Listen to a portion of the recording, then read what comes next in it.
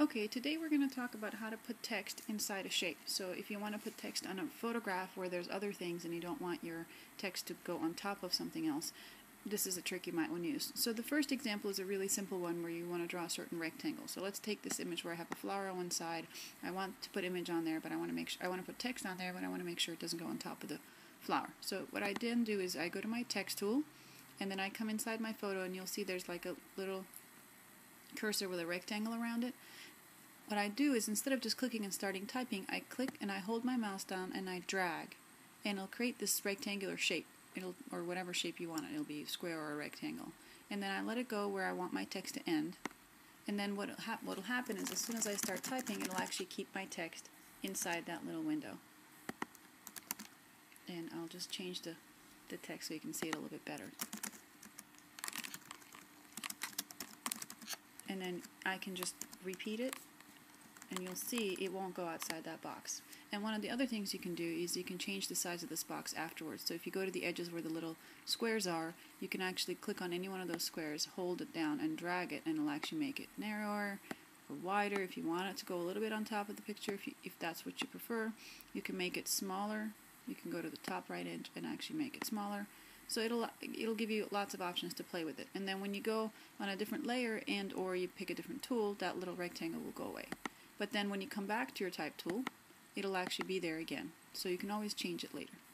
Alright, so that's the simple version. Now if you want to do something a little bit more sophisticated, let's say you have an image that actually has an uneven shape and you don't want to do a simple rectangle like this, then there's a more complicated way to do the same thing. So here's an image of my son who's looking pretty unhappy.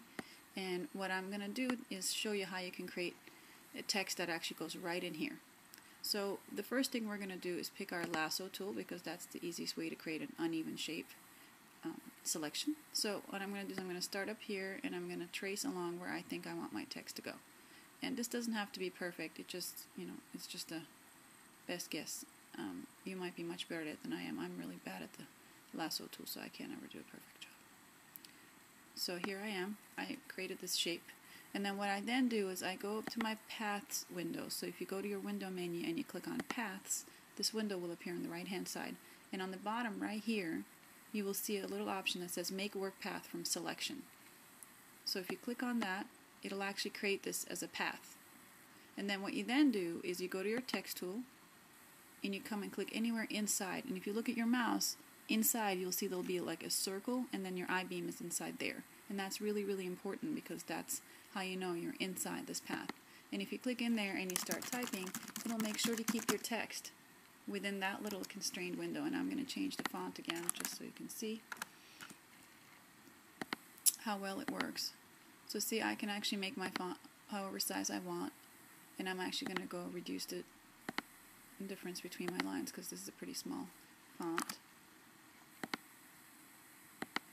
So see, it works really, really well. And say, hi, my name is Karen, and I am showing you how this text lives only inside this box.